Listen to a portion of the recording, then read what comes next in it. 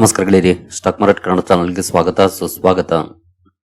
ಗೆಳೆಯರಿ, ವಿಡಿಯೋದಲ್ಲಿ ನಮ್ಮ ಮಾರ್ಕೆಟ್ಗೆ ಸಂಬಂಧಪಟ್ಟಂತೆ ಹಾಗೂ ಕೆಲವು ಇಂಡಿವಿಜುವಲ್ ಸ್ಟಾಕ್ ಗಳಿಗೆ ಸಂಬಂಧಪಟ್ಟಂತೆ ಒಂದಷ್ಟು ಸುದ್ದಿಗಳನ್ನ ಹೇಳ್ಕೊಳ್ಳುವಂತ ಪ್ರಯತ್ನವನ್ನ ಮಾಡೋಣ. ಇಂಪಾರ್ಟೆಂಟ್ ಆಗಿರುವಂತಹ ಸುದ್ದಿಗಳನ್ನ ಕವರ್ ಮಾಡ್ತಾ ಇದ್ದೀನಿ, ಹಾಗಾಗಿ ವಿಡಿಯೋನ ಕೊನೆವರೆಗೂ ನೋಡಿ ಪೂರ್ತಿ ವಿಚಾರ ತಿಳ್ಕೊಳ್ಳಿ. ಹಾಗೆ ಆಸ್ ಯೂಶುವಲ್ ಮುಂದುವರಿಯ ಮುಂಚೆ ಡಿಸ್ಕ್ಲೇಮರ್ ಕೊಡ್ಲಿಕ್ಕೆ ಇಷ್ಟಪಡ್ತೀನಿ. ಇಲ್ಲಿ ಕವರ್ ಮಾಡ್ತಿರುವಂತಹ ಯಾವುದೇ ಸ್ಟಾಕ್ ಅನ್ನು ಕೂಡ ರೆಕಮೆಂಡ್ ಮಾಡ್ತಿಲ್ಲ. ನೀವು ಫರ್ದರ್ ಸ್ಟಡಿ ಮೆಡಿಟೇಷನ್ ಅಂತ ಹೇಳ್ಬಹುದು. ಆಸ್ ಎ ಎಜುಕೇಶನಲ್ ಪರ್ಪಸ್ ನಾನು ವಿಡಿಯೋ ಮುಂದೆ ತರ್ತಾ ಇದ್ದೀನಿ. ಹಾಗೆ ನಮ್ಮ ತರಬೇತಿ ಕಾರ್ಯಕ್ರಮದಲ್ಲಿ ಇಂಟ್ರೆಸ್ಟ್ ಇರುವಂತವರು ಇಮೇಲ್ ಮೂಲಕ ಸಂಪರ್ಕವನ್ನು ಮಾಡಬಹುದು. ಇನ್ನೂ ಹೆಚ್ಚಿನ ಮಾಹಿತಿಯನ್ನ ನಿಮಗೆ ಇಮೇಲ್ ಮೂಲಕ ಒದಗಿಸ್ತೇವೆ. ಇನ್ನು ಸುದ್ದಿಗಳ ಕಡೆ ನಾವು ಬರೆದ್ರೆ ಮೊದಲಿಗೆ ನಮ್ಮ ಮಾರ್ಕೆಟ್ ನ ಲಾಸ್ಟ್ 1 year ಪರ್ಫಾರ್ಮೆನ್ಸ್ ಅನ್ನ ನೋಡಿದ್ರೆ ನೋಡಬಹುದು. Last year for Indian equities ಅಂದ್ರೆ ಕಳೆದ ಒಂದು ವರ್ಷದಲ್ಲಿ ನಮ್ಮ ಮಾರ್ಕೆಟ್ ಒಳ್ಳೆ ಪರ್ಫಾರ್ಮೆನ್ಸ್ ಅನ್ನ ಮಾಡಿಲ್ಲ. ಸೆನ್ಸೆಕ್ಸ್ ನೋಡಬಹುದು 0% ರಿಟರ್ನ್ಸ್ ಅನ್ನ ಕೊಟ್ಟಿದೆ. ಇನ್ ಕೇಸ್ ನಾವು ಚಾರ್ಟ್ ಅಲ್ಲಿ ಓಪನ್ ಮಾಡಿದ್ರೆ ನೋಡಬಹುದು -2.27%. ಇನ್ನು ನಿಫ್ಟಿ ಪರ್ಫಾರ್ಮೆನ್ಸ್ ಅನ್ನು ನೋಡಿದ್ರೆ 1 year ಅಲ್ಲಿ ನೋಡಬಹುದು -1.8%. ಅಂದ್ರೆ ಕಳೆದ ಸೆಪ್ಟೆಂಬರ್ ಅಲ್ಲಿ ಎಲ್ಲಿತ್ತು ಅದಕ್ಕಿಂತ ಇನ್ನು ಸ್ವಲ್ಪ ಕೆಳಗಡೆನೆ ಇದೆ. ಸೆಪ್ಟೆಂಬರ್ 20, 2024 ಇವತ್ತು ಕೂಡ ಸೆಪ್ಟೆಂಬರ್ 20, 2024 ಲಾಸ್ಟ್ 1 year ಅಲ್ಲಿ ಪರ್ಫಾರ್ಮೆನ್ಸ್ ಇಲ್ಲ. ಇನ್ವೆಸ್ಟರ್ಸ್ ಗೆ ಲಾಸ್ ಅನ್ನೇ ಮಾಡಿದೆ ಮಾರ್ಕೆಟ್. ಇಂತಹ ಸಂದರ್ಭದಲ್ಲಿ ಖಂಡಿತ ಇನ್ವೆಸ್ಟರ್ಸ್ ತುಂಬಾನೇ ಫ್ರಸ್ಟ್ರೇಟ್ ಆಗಿರೋದು ಸಹಜ. ತುಂಬಾ ಸ್ಟಾಕ್ ಗಳು ಈಗಲೂ ಕೂಡ ನೆಗೆಟಿವ್ ಅಲ್ಲಿ ಇದಾವೆ. ಮಾರ್ಕೆಟ್ ಫ್ಲಾಟ್ ಇರಬಹುದು, ಬಟ್ ಇಂಡಿವಿಜುವಲ್ ಸ್ಟಾಕ್ ಗಳ ವಿಚಾರಕ್ಕೆ ಬಂದ್ರೆ ನೆಗೆಟಿವ್ ಇದ್ದಾವೆ. ಇನ್ನು ಒಂದಷ್ಟು ಸ್ಟಾಕ್ ಗಳು 40-50% ಡೌನ್ ಆಗಿದ್ದವು ಕೂಡ ಒಂದಷ್ಟು ರಿಕವರಿಯನ್ನು ಕೂಡ ಮಾಡಿದ್ದಾವೆ. ಬಟ್ ಸ್ಟಿಲ್ ಡಿಸಪಾಯಿಂಟ್ಮೆಂಟ್ ಅನ್ನೇ ಮಾಡಿದೆ. ಈವನ್ FD ಕೂಡ ಬೀಟ್ ಮಾಡಕ್ಕಾಗಿಲ್ಲ ನಮ್ಮ ಮಾರ್ಕೆಟ್ಗೆ ಈ ಒಂದು ವರ್ಷದಲ್ಲಿ. ಈ ರೀತಿಯ ಪರ್ಫಾರ್ಮೆನ್ಸ್ ಇದ್ದೇ ಇರುತ್ತೆ. ಒಂದಲ್ಲ ಒಂದು ಸಲ ಈ ರೀತಿಯ ಪರ್ಫಾರ್ಮೆನ್ಸ್ ಇರುತ್ತೆ. ಪ್ರತಿ ವರ್ಷ ರ್ಯಾಲಿನೇ ಇರೋದಿಲ್ಲ, ಪ್ರತಿ ವರ್ಷ ಅಪ್ ಆಗ್ತಾನೆ ಹೋಗೋದಿಲ್ಲ. 2020 ಜೂನ್ ಇಂದ ಬಂದಂತ ಪರ್ಫಾರ್ಮೆನ್ಸ್ ಯಾವಾಗ್ಲೂ ಬರೋದಿಲ್ಲ. 2023 ಪೀಕ್ ಅಲ್ಲಿತ್ತು. 2024 ಕೂಡ ತುಂಬಾ ಚೆನ್ನಾಗಿತ್ತು. ಬಟ್ 2025 ಡಿಸಪಾಯಿಂಟ್ಮೆಂಟ್ ಅನ್ನೇ ಮಾಡಿದೆ. ಹಲವರ ಪ್ರಕಾರ ಬಹುಶಃ 26,000 ಟಚ್ ಮಾಡಬಹುದು ಮಾರ್ಕೆಟ್ ದೀಪಾವಳಿ ಅಷ್ಟರಲ್ಲಿ ಅಂತ ಇದೆ ಎಕ್ಸ್ಪೆಕ್ಟೇಷನ್. ಗೊತ್ತಿಲ್ಲ ಅಷ್ಟರ ಮಟ್ಟಿಗೆ ಅದು ಪಾಸಿಬಲ್ ಆಗುತ್ತೆ ಅಂತ. ಖಂಡಿತ ಸಾಕಷ್ಟು ಪಾಸಿಟಿವ್ ಸುದ್ದಿಗಳು ಬಂದ್ವು, ಆದ್ರೆ ಇದರ ಮಧ್ಯೆ ನೆಗೆಟಿವ್ ಸುದ್ದಿಗಳು ಕೂಡ ಬಂದಿದೆ. ಎಸ್ಪೆಷಲಿ ಡೊನಾಲ್ಡ್ ಟ್ರಂಪ್ ಪೀರಿಯಡ್ ಏನಿದೆ ಇದು ತುಂಬಾನೇ ಕ್ರೂಷಿಯಲ್ ಆಗುತ್ತೆ ಮಾರ್ಕೆಟ್ಗೆ. ಬಹುಶಃ ಇನ್ನು 1 ವರ್ಷ 1.5 ವರ್ಷ ಇದೇ ರೀತಿ ವಾಲಟಿಲಿಟಿ ಇದ್ರೆ ಆಶ್ಚರ್ಯ ಪಡುವಂತದ್ದೇನಿಲ್ಲ. ಬಟ್ ನಮ್ಮ ಮಾರ್ಕೆಟ್ ಅಲ್ಲಿ ಎಸ್ಪೆಷಲಿ ಡೊಮೆಸ್ಟಿಕ್ ಫ್ಯಾಕ್ಟರ್ಸ್ ಅನ್ನ ನೋಡಿದ್ರೆ ಸ್ಟ್ರಾಂಗ್ ಇದೆ, ಅಂತ ನೆಗೆಟಿವ್ಸ್ ಇಲ್ಲ. ಬಟ್ ಟ್ಯಾರಿಫ್ಸ್ ದೊಡ್ಡ ಮಟ್ಟದಲ್ಲಿ ಸದ್ದು ಮಾಡ್ತಾ ಇದೆ. ಹಾಗಾಗಿ ನಮ್ಮ ಮಾರ್ಕೆಟ್ 1 ವರ್ಷದಲ್ಲಿ ಕಳೆದೋಗ್ಬಿಟ್ಟಿದೆ ಅಂತಾನೆ ಹೇಳ್ಬಹುದು. ಹಾಗೆ ತುಂಬಾ ಜನ ಇನ್ವೆಸ್ಟರ್ಸ್ ಈಗಾಗಲೇ ಎಕ್ಸಿಟ್ ಕೂಡ ಆಗಿರುವಂತರಿದ್ದಾರೆ. ಬಟ್ ಮಾರ್ಕೆಟ್ ಅಲ್ಲಿ ಎಂಟ್ರಿ ಎಕ್ಸಿಟ್ ಮಾಡ್ತಾ ಹೋದ್ರೆ ಅಂತಹ ದೊಡ್ಡ ಲಾಭವನ್ನ ಎಕ್ಸ್ಪೆಕ್ಟ್ ಮಾಡಕ್ ಆಗೋದಿಲ್ಲ. ಮಾರ್ಕೆಟ್ ಅಲ್ಲಿ ಸಸ್ಟೈನ್ ಆಗ್ಬೇಕು. ಬೈಯಿಂಗ್ ಸೆಲ್ಲಿಂಗ್ ಓಕೆ, ಯಾವ್ದೋ ಸ್ಟಾಕ್ ಅನ್ನ ಮಾರೋದು ಇನ್ನೊಂದನ್ನ ತಗೊಳ್ಳೋದು ಓಕೆ, ಬಟ್ ಮಾರ್ಕೆಟ್ ಅಲ್ಲಿ ಸಸ್ಟೈನ್ ಆಗ್ಬೇಕು. ಸಸ್ಟೈನ್ ಆದ್ರೆ ಮಾತ್ರ ಇವತ್ತಲ್ಲ ನಾಳೆ ನಾವು ರಿಟರ್ನ್ಸ್ ಅನ್ನ ಗಳಿಸಲಿಕ್ಕೆ ಸಾಧ್ಯ ಆಗೋದು.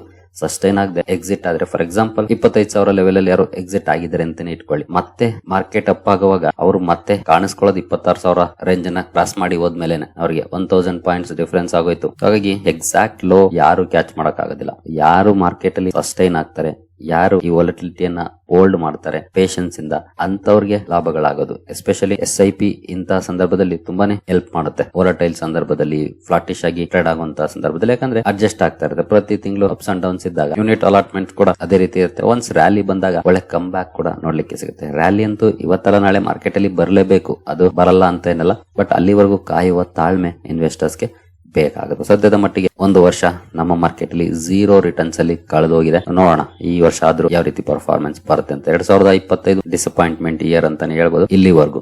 ಬಟ್ ನೆಕ್ಸ್ಟ್ 3 months ಹೇಗಿರುತ್ತೆ ಗೊತ್ತಿಲ್ಲ ಪರ್ಫಾರ್ಮೆನ್ಸ್. ಬಟ್ ಆಸ್ ಆಫ್ ನಾವು ಇಲ್ಲಿವರೆಗಿನ ಪರ್ಫಾರ್ಮೆನ್ಸ್ ಅನ್ನು ನೋಡಿದ್ರೆ ಖಂಡಿತ ಡಿಸಪಾಯಿಂಟ್ಮೆಂಟ್ ಇಯರ್ ಅಂತಾನೆ ಹೇಳ್ಬೋದು.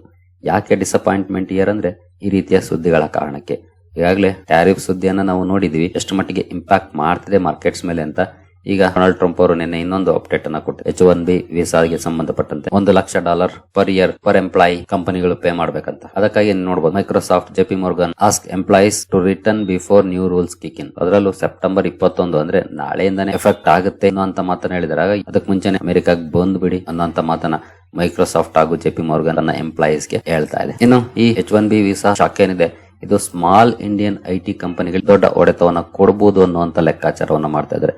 ಎಸ್ಪೆಷಲಿ ಅಮೆರಿಕಾದಲ್ಲಿ ಬಿಸ್ನೆಸ್ ಮಾಡ್ತಾ ಇದೆ ಈ ಕಂಪನೀಸ್. ಅದರಲ್ಲೂ ಅಮೆರಿಕಾದಲ್ಲಿ ಇದ್ಕೊಂಡು ಆಪರೇಟ್ ಮಾಡ್ತಾ ಇದ್ರೆ ದೊಡ್ಡ ಕಂಪನಿಗಳಿಗೂ ಕೂಡ ಹೊಡೆತ ಬೀಳುತ್ತೆ. ಯೂಶಲಿ ನಿಮ್ಗೆ ಗೊತ್ತಿದೆ, ಸಣ್ಣ ಕಂಪನಿಗಳಿಗೆ ಹೊಡೆತ ಬಿದ್ರೆ ಸಸ್ಟೈನಬಿಲಿಟಿನೇ ಕಷ್ಟಕ್ಕೆ ಬಂದ್ಬಿಡುತ್ತೆ. ದೊಡ್ಡ ಕಂಪನಿಗಳು ಹೊರೆಯನ್ನ ಸ್ವಲ್ಪ ತಡ್ಕೊಳ್ತವೆ, ಬಟ್ ಸಣ್ಣ ಕಂಪನಿಗಳಿಗೆ ಕಷ್ಟ ಆಗುತ್ತೆ. ಸಣ್ಣ ಕಂಪನೀಸ್ಗೆ ಮ್ಯಾಕ್ಸಿಮಮ್ ಹೊಡೆತ ಬೀಳ್ಬಹುದು ಅನ್ನುವಂತ ಲೆಕ್ಕಾಚಾರವನ್ನ ಮಾಡ್ತಾ ಇದ್ದಾರೆ. ಈಗ ಏನು ಇದೆ ಸುದ್ದಿಗೆ ಸಂಬಂಧಪಟ್ಟಂತೆ ಅಮಿತಾಬ್ ಕಾಂತ್ ಅವರು ಒಂದು ಸುದ್ದಿಯನ್ನ ಕೊಟ್ಟಿದ್ದಾರೆ. ನೋಡಬಹುದು, ಟ್ರಂಪ್ಸ್ $1 lakh H1B visa fee will Chok US innovation turbo charge India. Morning ವಿಡಿಯೋದಲ್ಲಿ ಈಗಾಗಲೇ ಇದ್ರ ಬಗ್ಗೆ ಡೀಟೇಲ್ ಆಗಿ ಎಕ್ಸ್ಪ್ಲೈನ್ ಮಾಡಿದ್ದೀನಿ. ಅಮಿತಾಬ್ ಕಾಂತ್ ಅವರು ಹೇಳ್ತಿರೋದೇನಂದ್ರೆ ಅಮೆರಿಕದ ಇನೋವೇಷನ್ ಏನಿದೆ ಅದಕ್ಕೆ ಇಂಪ್ಯಾಕ್ಟ್ ಮಾಡುತ್ತೆ. ಅಟ್ ದ ಸೇಮ್ ಟೈಮ್ ಭಾರತಕ್ಕೆ ಇದು ಬೂಸ್ಟ್ ಅನ್ನ ಕೊಡುತ್ತೆ ಅಂತ ಹೇಳ್ತಿದ್ದಾರೆ. Turbo charge India's innovation capability. ಯಾಕಂತಂದ್ರೆ ಟ್ಯಾಲೆಂಟ್ಸ್ ಎಲ್ಲ ಅಮೆರಿಕಾಗೆ ಹರಿದೋಗ್ತಾ ಇದ್ರು, ಅಲ್ಲಿ ಅಪರ್ಚುನಿಟೀಸ್ ಅನ್ನ ಗಳಿಸ್ಕೊಂಡು ಈಗ ಕಂಪನಿಗಳು ಹೈರಿಂಗ್ ಅನ್ನ ಸ್ಟಾಪ್ ಮಾಡೋದು ಅಥವಾ ಕಡಿಮೆ ಮಾಡಿದ್ರು ಅಂದ್ರೆ ಒಂದಷ್ಟು ಜನ ಇಲ್ಲೇ ಉಳಿಬೇಕಾಗುತ್ತೆ. ಮನೇಲಂತೂ ಕೂರಕ್ಕಾಗೋದಿಲ್ಲ. ಅವರು ಸ್ಟಾರ್ಟ್ಅಪ್ ಮಾಡಬಹುದು ಅಥವಾ ಬೇರೆ ಕಂಪನಿ ಜೊತೆ ವರ್ಕ್ ಮಾಡಬಹುದು. ಒಟ್ಟಿನಲ್ಲಿ ಭಾರತದ ಇನೋವೇಷನ್ ಕೇಪಬಿಲಿಟಿಯನ್ನು ಟರ್ಬೋ ಚಾರ್ಜ್ ಮಾಡುತ್ತೆ ಅಂತ ಪ್ರಾಬಬಿಲಿಟಿ ಕೂಡ ಇದೆ ಅಂತ ಮಾತನ್ನ ಅಮಿತಾಬ್ ಕಾಂತ್ ಅವರು ಹೇಳ್ತಿದ್ದಾರೆ. ಇದು ಕೂಡ ಎಕ್ಸ್ಪೆಕ್ಟೆಡ್. ಮಾರ್ನಿಂಗ್ ವಿಡಿಯೋದಲ್ಲಿ ಈಗಾಗಲೇ ಈ ಪಾಸಿಬಿಲಿಟೀಸ್ ಅನ್ನ ಎಕ್ಸ್ಪ್ಲೈನ್ ಮಾಡಿದ್ದೀನಿ ನಾನು. ನೀವೇನಾದ್ರೂ ಮಾರ್ನಿಂಗ್ ವಿಡಿಯೋ ನೋಡಿದ್ರೆ ಗೊತ್ತಿರುತ್ತೆ ಈಗಾಗಲೇ. ಇನ್ನು ಇನ್ನೊಂದು ಸುದ್ದಿ ಬಂದಿದೆ ನೋಡಬಹುದು. India and Canada agree to reset ties, focus on counter terrorism and security cooperation. ನಿಮ್ಗೆಲ್ರಿಗೂ ಗೊತ್ತಿರೋ ಹಾಗೆ ಇಂಡಿಯಾ ಹಾಗೂ ಕೆನಡಾದ ಸಂಬಂಧಗಳು ಇತ್ತೀಚೆಗೆ ಅಷ್ಟೇನು ಸರಿ ಇರಲಿಲ್ಲ. ಈಗ ಅಲ್ಲಿ ಟೈಸ್ ಅನ್ನ ರಿಸೆಟ್ ಮಾಡ್ಲಿಕ್ಕೆ ಮಾತುಕತೆಗಳು ಸ್ಟಾರ್ಟ್ ಆಗಿದೆ. ಎರಡೂ ದೇಶಗಳು ಒಪ್ಕೊಂಡಿದ್ದಾವೆ. ಜೊತೆಗೆ ಕೌಂಟರ್ ಟೆರರಿಸಂ ಹಾಗೂ ಸೆಕ್ಯೂರಿಟಿ ಕೋಆಪರೇಷನ್ ಗೆ ಸಂಬಂಧಪಟ್ಟಂತೆ ಕೂಡ ಒಪ್ಕೊಂಡಿದ್ದಾವೆ ಅನ್ನುವಂತ ಸುದ್ದಿ ಬರ್ತಾ ಇದೆ. ಈಗಾಗಲೇ ಮಾರ್ನಿಂಗ್ ವಿಡಿಯೋದಲ್ಲಿ ಒಂದು ಸುದ್ದಿಯನ್ನ ಕವರ್ ಮಾಡಿದೆ. ಏನಂತಂದ್ರೆ ಕೆನಡಾದ ಕೆಲವು ನೀತಿಗಳು ಹೇಗೆ ಐಟಿ ಇಂಡಸ್ಟ್ರಿಗೆ ಪಾಸಿಟಿವ್ ಆಗಿದ್ದಾವೆ, ಜನ ಅಮೆರಿಕನ ಬಿಟ್ಟು ಅಲ್ಲಿಗೂ ಕೂಡ ಕಾನ್ಸಂಟ್ರೇಟ್ ಮಾಡ್ತಿದ್ದಾರೆ ಅನ್ನೋದನ್ನ ಇಲ್ಲಿ ಈಗ ಟೈಸ್ ಕೂಡ ಇಂಪ್ರೂವ್ ಆದ್ರೆ ಅದು ಇನ್ನೊಂದಷ್ಟು ಅಡ್ವಾಂಟೇಜ್ ಅನ್ನ ತಂದ್ಕೊಡುತ್ತೆ. ಅಮೆರಿಕದಲ್ಲಿ ಕಳ್ಕೊಳ್ಳೋದನ್ನ ಬೇರೆ ದೇಶಗಳಲ್ಲಿ ಪಡ್ಕೊಳ್ಳೋ ಅಂತ ಪ್ರಾಬಬಿಲಿಟಿ ಕೂಡ ಇರುತ್ತೆ.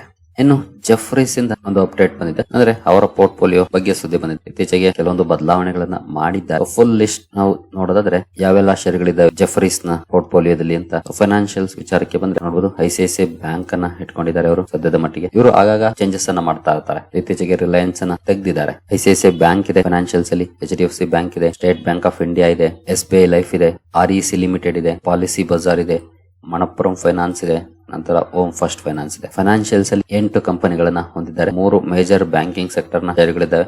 ಒಂದು ಇನ್ಶೂರೆನ್ಸ್ ಕಂಪನಿ, ಇನ್ನೊಂದು ಪವರ್ ಸೆಗ್ಮೆಂಟ್ ಅಲ್ಲಿ ಕಾಂಟ್ರಿಬ್ಯೂಷನ್ ಮಾಡುವಂತ REC ಇದೆ, ಪಾಲಿಸಿ ಬಜಾರ್, ಮಣಪ್ಪುರಂ ಹಾಗೂ ಹೋಮ್ ಫಸ್ಟ್ ಫೈನಾನ್ಸ್ ಇದೆ. ಇನ್ನು real estate, infra and cement sector ಗೆ ಬಂದ್ರೆ DLF ಇದೆ, ಮ್ಯಾಕ್ರೋಟೆಕ್ ಡೆವಲಪರ್ಸ್ ಇದೆ.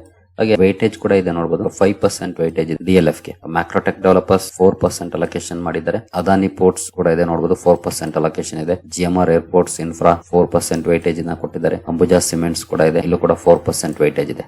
ಈ ರೀತಿ ವೈಟೇಜ್ ನ ರಿಯಲ್ ಎಸ್ಟೇಟ್, ಇನ್ಫ್ರಾ, ಸಿಮೆಂಟ್ ಗೆ ಕೊಟ್ಟಿದ್ದಾರೆ. ಇನ್ನು ಇಂಡಸ್ಟ್ರಿಯಲ್ಸ್ ಅಂಡ್ ಎನರ್ಜಿ ಸೆಗ್ಮೆಂಟ್ ಗೆ ಬಂದ್ರೆ ABB ಇಂಡಿಯಾ ಇದೆ, 4% ವೈಟೇಜ್ ಇದೆ. ಇದು ಕೂಡ JSW ಎನರ್ಜಿ ಇದೆ, 4% ವೈಟ್ ಇದೆ. JSW ಎನರ್ಜಿ ಕೂಡ ಸ್ಟಾಕ್ ಗಳನ್ನ ನೋಡಿದ್ರೆ ಡೌನ್ ಇದೆ ನೋಡಬಹುದು. ABB ಇಂಡಸ್ಟ್ರೀಸ್ ಕೂಡ ಇಯರ್ ಟು ಡೇಟ್ ಅಂದ್ರೆ ಜನವರಿ 1 ಇಂದ ಇಲ್ಲಿವರೆಗೂ 20% ಡೌನ್ ಇದೆ. JSW ಎನರ್ಜಿ ಕೂಡ 15% ಡೌನ್ ಇದೆ. ಇನ್ನು ಕನ್ಸ್ಯೂಮರ್ ಅಂಡ್ ಟೆಲಿಕಾಂ ಗೆ ಬಂದ್ರೆ ಝೊಮ್ಯಾಟೊ ಇದೆ, ಭಾರತಿ ಏರ್ಟೆಲ್ ಇದೆ. ಈ 2 ಕಂಪನೀಸ್ ಅನ್ನ ಆಡ್ ಮಾಡಿದ್ದಾರೆ, ಅಂದ್ರೆ ಅವರ ಪೋರ್ಟ್ಫೋಲಿಯೋದಲ್ಲಿ ಇಟ್ಕೊಂಡಿದ್ದಾರೆ. 4% ವೈಟ್ ಝೊಮ್ಯಾಟೊ ಇದೆ, 5% ವೈಟ್ ಏರ್ಟೆಲ್ ಗೆ ಕೊಟ್ಟಿದ್ದಾರೆ. ಇನ್ನು ಟ್ರಾವೆಲ್ ಅಂಡ್ ಹಾಸ್ಪಿಟಾಲಿಟಿ ಗೆ ಬಂದ್ರೆ ಮೇಕ್ ಮೈ ಟ್ರಿಪ್ ಆಡ್ ಮಾಡಿದ್ದಾರೆ, 4% ವೈಟ್ ಇದೆ. ಲಾಕ್ ಟ್ರಾವೆಲ್ಸ್ ಟೆಕ್ನಾಲಜಿ ಅಥವಾ ಇಕ್ಸಿಗೋ ಕೂಡ ಇದೆ, 4% ವೈಟೇಜ್ ಇದೆ ಇಲ್ಲೂ ಕೂಡ. ಇನ್ನು ಲೆಮನ್ ಟ್ರೀ ಹೋಟೆಲ್ಸ್ 4% ವೈಟೇಜ್ ಇದೆ. ಇಂಟರ್ಗ್ಲೋಬ್ ಏವಿಯೇಷನ್ ಕೂಡ ಇದೆ, 4% ವೈಟೇಜ್ ಇದೆ. ಮೆಜಾರಿಟಿ 4% ವೈಟೇಜ್ ಅನ್ನ ಕೊಟ್ಟಿದ್ದಾರೆ. ಜೊತೆಗೆ ಲೇಟ್ ರೆವೆನ್ಯೂಸ್ ಟೆಕ್ ನೋಡಬಹುದು, 60% ಅಪ್ ಆಗಿ ಈ ವರ್ಷದಲ್ಲಿ. ಮೇಕ್ ಮೈ ಟ್ರಿಪ್ 15% ಡೌನ್ ಇದೆ. ಲೆಮನ್ ಟ್ರೀ 27% ಅಪ್ ಆಗಿದೆ ಲಾಸ್ಟ್ 6 ಮಂತ್ಸ್ ಅಲ್ಲಿ. ಇಂಡಿಗೋ 23% ಅಪ್ ಆಗಿದೆ. ಇನ್ನು ಆಟೋಮೊಬೈಲ್ಸ್ ಗೆ ಬಂದ್ರೆ TVS ಮೋಟಾರ್ಸ್ ಅನ್ನ ಇಟ್ಕೊಂಡಿದ್ದಾರೆ, 4% ವೈಟ್ ಇದೆ. ಇದು ಕೂಡ ಮಹೀಂದ್ರಾ ಅಂಡ್ ಮಹೀಂದ್ರಾ 4% ಅಲೋಕೇಶನ್ ಮಾಡಿದ್ದಾರೆ ಇಲ್ಲೂ ಕೂಡ. ಈ ಎಲ್ಲ ಶೇರ್ಗಳನ್ನ ಹೊಂದಿದ್ದಾರೆ.